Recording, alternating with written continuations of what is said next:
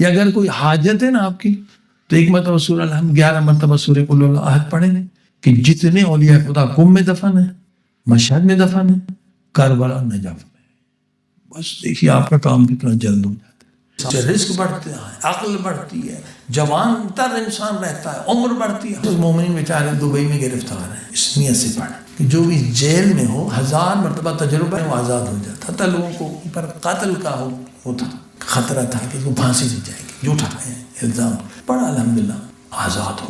مولا علی فرماتے ہیں کہ بستر کی موت سے علی کو 1000 بار وہ موت بہتر ہے کہ اللہ کی راہ میں تلواریں آئیں اور علی کے ٹکڑے ٹکڑے کر دیں۔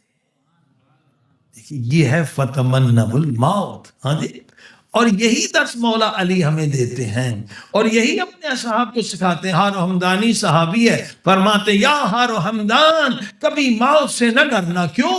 من یموت یرنی، جو بھی مرے گا مجھ علی کو ضرور دیکھے گا۔ موت کا ڈر نکالنے کے لیے مولا نے خوشخبری دے دی کہ جو بھی مرے گا، جہاں بھی مرے گا، مجھ علی کی ضرور زیارت کرے گا۔ یعنی موت کافر کے لیے ہے، موت منافق کے لیے ہے، موت فاسق کے لیے ہے، مومن کے لیے موت موت نہیں، مولا علی کی زیارت کا پیغام ہے۔ جس موت میں مولا علی نظر آ جائے وہ موت کتنی شیرین ہوگی، ہاں وہ کتنی خوبصورت ہوگی۔ لہذا موت کا ڈر نکالنے کی تاکید ہے کہ موت کا ڈر نکالو، موت کا ڈر نکالو۔ اب ہارو ہمدان بہت خوش ہو گئے کہ اب کیا موت سے ڈرنا جس موت میں مولا علی نظر آ جائیں۔ مگر جو اگلا جملہ کہا مولا نے، وہاں یہ بیچارے پریشان ہو، وہ جملہ نہیں سمجھے۔ مولا نے کہا مومنن او کان منافق، چاہے مرنے والا مومن ہو وہ بھی مجھے دیکھے گا، چاہے منافق ہو وہ بھی مجھے دیکھے گا۔ تو ہارو ہمدان نے کہا مولا مومن تو لاکھ بار دیکھے، منافق کا آپ سے کیا واسطہ، منافق آپ کو کیوں دیکھے گا؟ مولا نے کہا ہارو ہمدان یہ بتا انسان کیوں مرتا ہے؟ کہا مولا جب ملک الموت انسان کی روح کو قبض کرتا ہے تب انسان مرتا ہے۔ مولا نے کہا سچ کہتے ہو، جب ملک الموت انسان کی روح کو قبض کرتا ہے تب انسان مرتا ہے، مگر موت ہے کیا؟ موت ہے کیا؟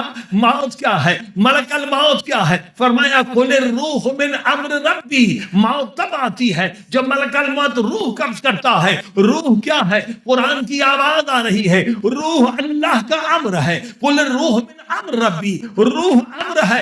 ہارو ہمدان اگر روح امر ہے تو انا اولی الامر، میں علی اولی الامر ہوں، میری اجازت کے بغیر ملک الموت کسی کی روح قبض نہیں کر سکتا، چاہے مومن ہو یا منافق ہو۔ صلوات پڑھ دے محمد و آل محمد۔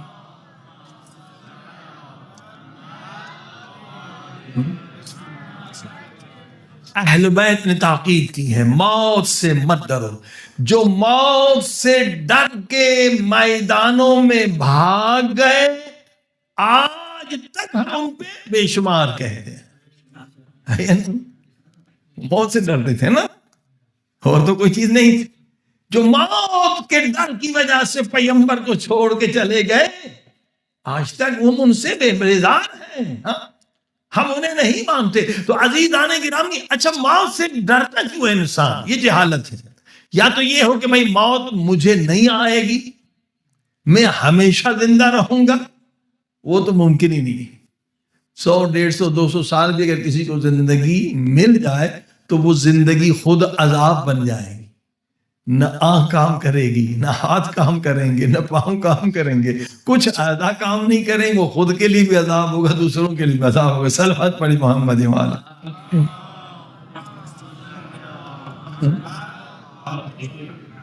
تو یہ تو طے ہے کہ مرنا ہے، ہاں جی، یہ تو طے ہے کہ مرنا ہے، کسی نے بچنا نہیں۔ کل نفس ذائقۃ الموت، ہر ایک نے موت کا ذائقہ چکھنا ہے۔ موت سے تو فرار ممکن ہی نہیں ہے، تو ممکن نہیں ہے تو پھر ہم ڈرتے کیوں ہے؟ اب دیکھنا یہ کہ سب سے اچھی موت کون سی ہے، سب سے بہترین موت کون سی ہے، سب سے نورانی موت کون سی؟ صلوات پڑھیں محمد و آل محمد۔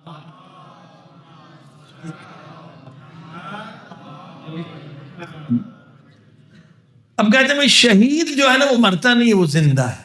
وہ کیوں زندہ ہے شہید؟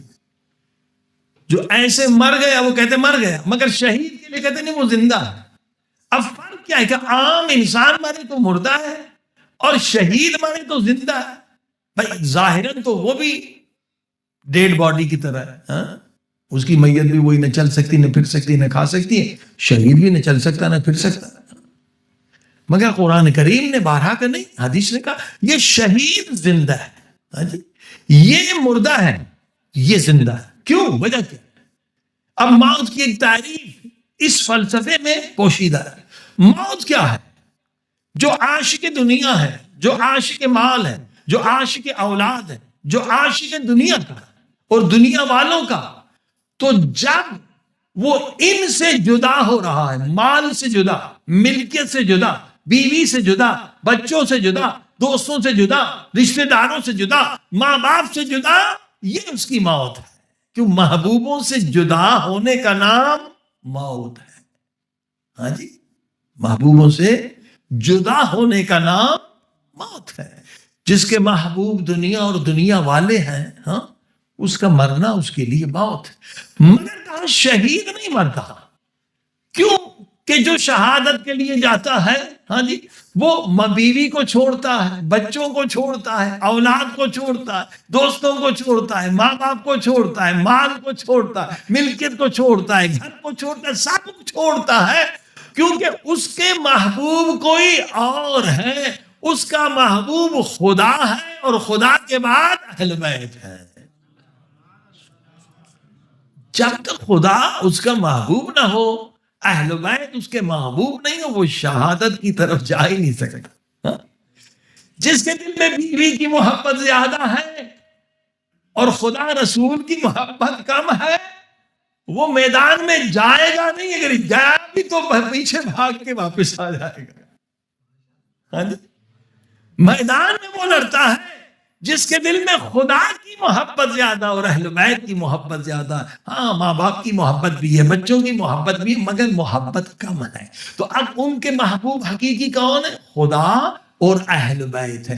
ابھی موت کی تعریف آپ نے کیا سنی؟ محبوبوں سے جدا ہونے کا نام موت ہے. تو جن کے محبوب وہاں پر ہے، یعنی جس کا سب سے بڑا محبوب خدا ہے اور محمد و آل محمد ہے، وہ مرتا نہیں، محبوبوں سے ملنے کے لیے جاتا. اللہ پاک نے کسی کے لیے توبہ کا دروازہ بند نہیں کیا. جب تک ہم زندہ ہیں توبہ کا دروازہ کھلا. اسی لیے امام خمینی کے استاد آیت ملکی تبریزی، ان کی قبر سے بھی فیض لیا کریں. قبر یہیں پر ہے، شیخ ہیں، امام خمینی کے استاد ہیں. 11 مرتبہ جا کے سورہ قل واللہ احد پڑھیں اور الحمد کے ساتھ آپ کی حاجت پوری ہو جاتی. کئی لوگوں نے آزمایا، یعنی قبروں میں بھی ان اولیاء خدا کی بڑی طاقت. ایک قبر جو ہے ہم نے خود بھی آزمائی کہ اولیاء خدا یہاں دفن ہے. اقامے کا مسئلہ ہے، اور مسئلہ ہے، جتنی بھی مشکلات اقتصادی آپ حل کر سکتے ہیں. اولیاء آیت اللہ کشمیری، ہاں جی، وہ بھی آیت اللہ سید علی قاضی کے شاگرد ہیں، آیت اللہ بہجت کے استاد تھے. ان کی قبر بھی حرم پاک کے اندر ہے. ہمیں علامہ طبائی کی قبر کے ساتھ لکھا ہوا ہے آیت اللہ کشمیری. یہ بھی آزمایا. ان کی قبر پہ شب جمعہ آپ جا کے 100 مرتبہ سورہ نازلہ ہدیہ کریں، دیکھیے کیا معجزہ ہوتا ہے. خدا نے دیکھا وہ یہ بزرگ زندہ ہے، وہ چیز آپ سوچ نہیں سکتے، آپ کو عطا کریں گے. یہ بڑی اولیاء خدا ہے. یا اگر کوئی حاجت ہے نا آپ کی، تو ایک مرتبہ سورہ الحمد، 11 مرتبہ سورہ قل واللہ احد پڑھیں گے کہ جتنے اولیاء خدا قم میں دفن ہے، مشہد میں دفن ہے، کربلا نجف میں، بس دیکھیے آپ کا کام کتنا جلد ہو جاتا ہے. یہ اولیاء خدا ہے. تو آیت اللہ ملکی تبریزی کہتے تھے کہ جب آپ صبح کو اٹھتے ہیں نا، یہ کام ضرور کیا کریں. ہر رات کم سے کم 10 لاکھ لوگ دنیا میں مر جاتے. بتائیے، 10 لاکھ لوگ دنیا میں مرتے ہیں، کم سے کم. کبھی 13 کبھی 12 15 لاکھ تک بھی جاتا، 10 لاکھ. کسی کو ہارٹ اٹیک ہو کے مر گیا، کسی کو زلزلے میں آ کے مر گیا، گیس لیک ہو گئے مر گئے، کسی کو بچھو نے کاٹا مر گیا، کوئی ایکسیڈنٹ میں مر گیا. 10 لاکھ لوگ ایک رات میں لوگ مر گئے.